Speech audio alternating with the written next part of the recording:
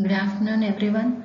So, in continuation with the female reproductive system, so now we will see the physiological effects of the sex hormones.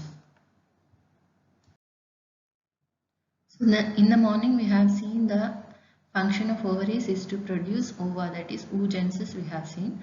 So, now we will see the endocrine function of ovaries, that is the ovaries will produce female sex hormones which include estrogens and progesterone.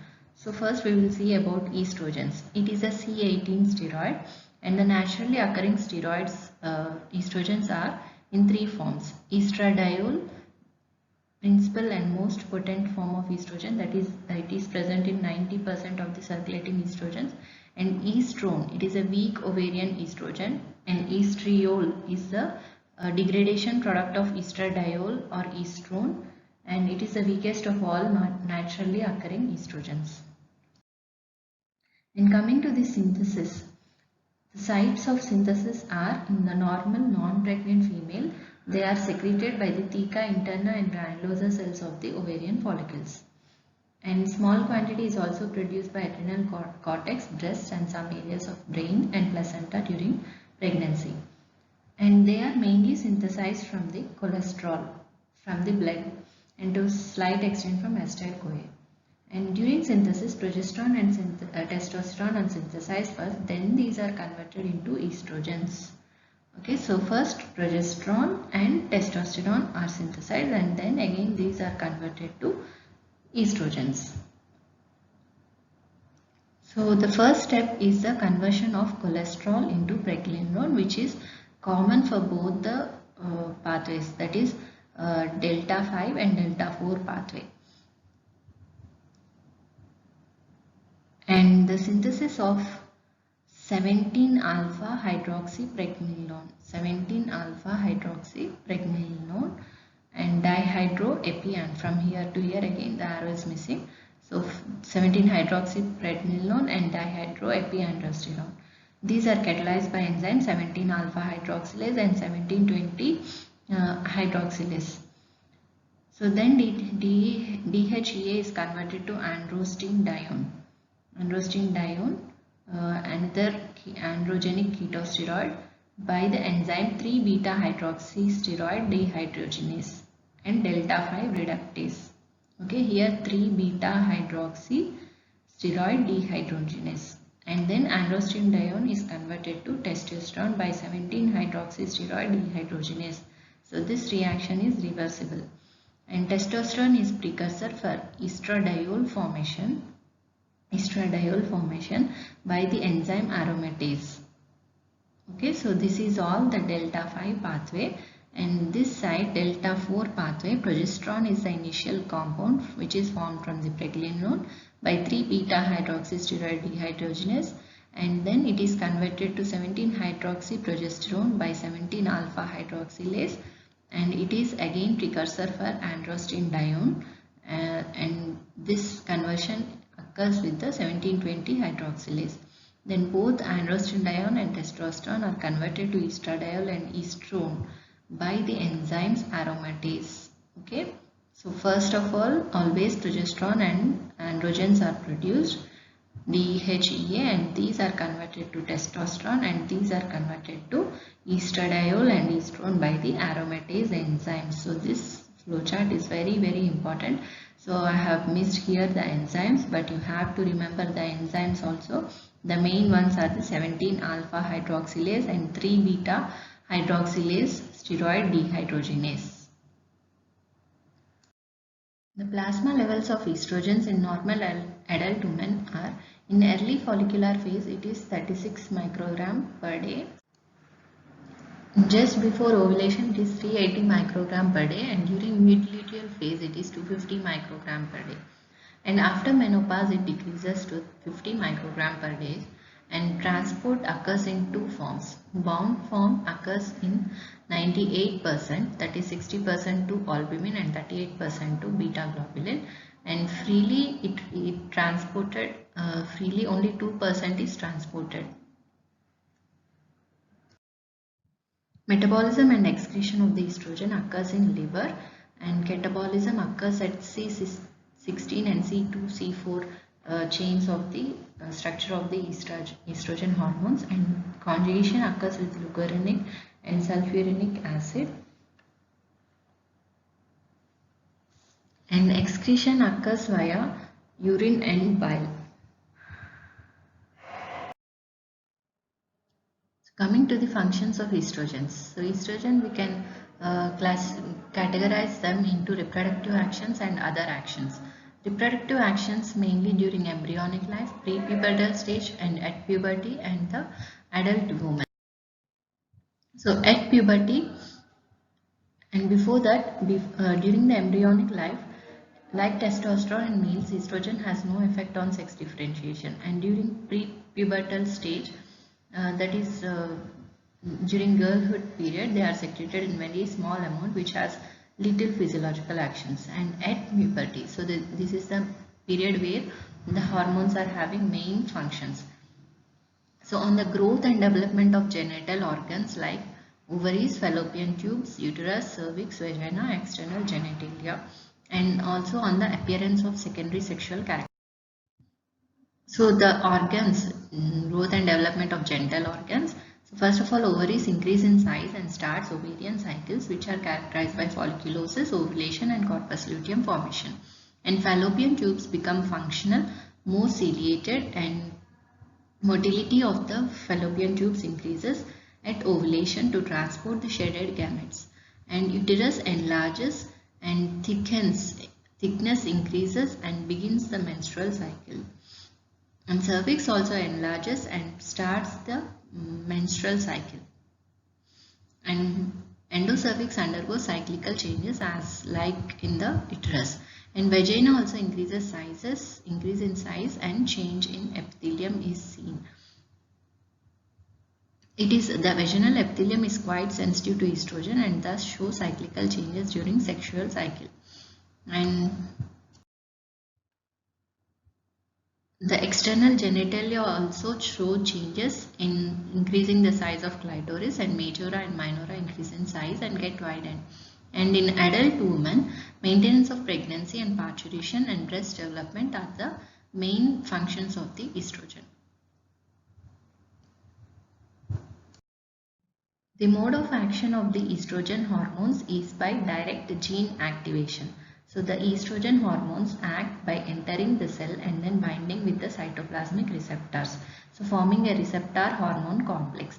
So the estrogen receptors are of two types, ER alpha and ER beta, and coded by two different genes located on separate chromosomes.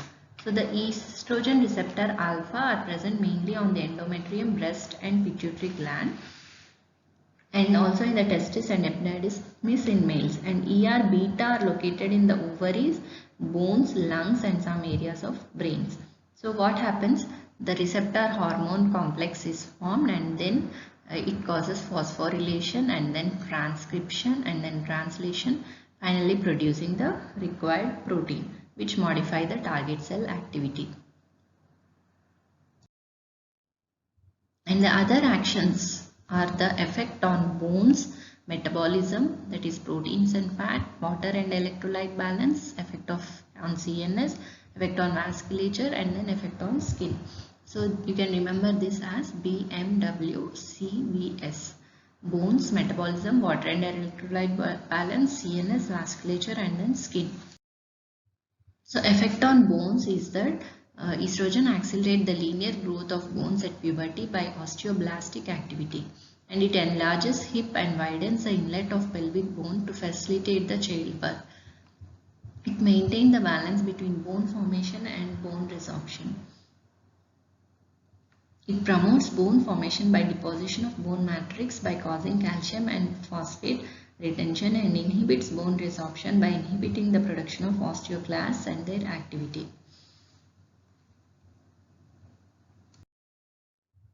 And on metabolism, it causes positive nitrogen balance due to growth promoting effect on the proteins, and thus it causes slight increase in the total body proteins. It also increases the hepatic synthesis of certain circulating proteins like thyroxine binding globulin and cortisol binding globulin. And on fats, it causes fat deposition in the subcutaneous tissue, breast and thighs. and it lowers the plasma cholesterol levels and low density lipids due to increase in the number of LDL receptors. And water and electrolyte balance, it causes salt and water retention in the body and causes premenstrual tension in some women. And then on vasculature, it has direct vasodilator and anti-vasoconstrictor effects. The vasodilator effect is through local release of vasodilators like nitric oxide, prostaglandin E2 and prostacyclin. And then the CNS effects, it is responsible for the estrous behavior and increases libido in human females. It has been observed in mice, estrogen improves the memory and learning. And therefore, deficiency of estrogen in postmenopausal women is associated with defects in declarative memory and development of Alzheimer's. And the effect on skin is very much prominent. It makes the skin soft and most vascular. It makes sebaceous gland secretions thin. And therefore, synthetic estrogens are used as a part of treatment in acne.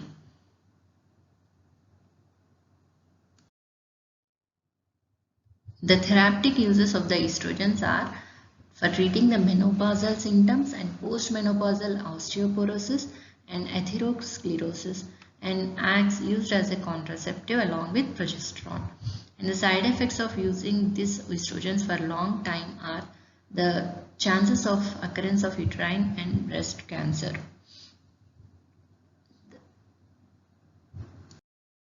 And the next hormone is progesterone. It is a C21 steroid mainly meant for maintenance of the pregnancy, and biologically it is also called prostagens or gestagens.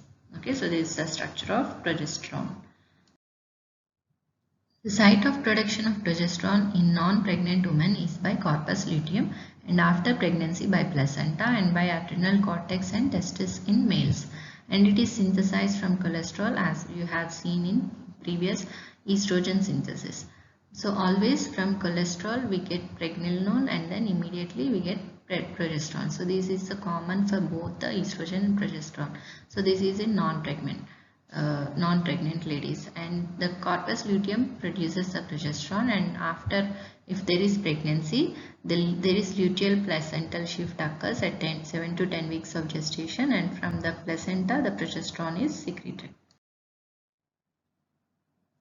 The plasma levels in a normal adult woman varies with different phases of the sexual cycle. In early follicular phase, the progesterone concentration is very low, that is about 0.9 or 9 nanogram per deciliter, and mid-cycle its level starts rising due to secretion from the granulosa cell, and it is mainly 17 alpha hydroxyprogesterone, and in luteal phase it reaches the peak value, that is 18 nanogram per milliliters, and at the end of cycle its level falls to minimum value. So during pregnancy the levels of progesterone further rise, and after menopause progesterone level falls to minimum, that is 0.2 nanogram per ml. And transport occurs in bound and free form. Bound is again 98%, free from 2%, and bound form again it bounds to 80% with albumin and 18% with the transcortin and also corticoid binding protein. And progesterone is mostly present loosely bound form with the albumin. And the metabolism and excretion are: the progesterone is converted to pregnanediol and 17 alpha hydroxyprogesterone and to the pregnantriol. These occurs in the liver. And the metabolites then conjugated with the glucuronic acid and sulfuric acid to form water soluble substances which are excreted in the urine and small amount into the bile. Coming to the functions of the progesterone, the reproductive actions and other actions same like for estrogen.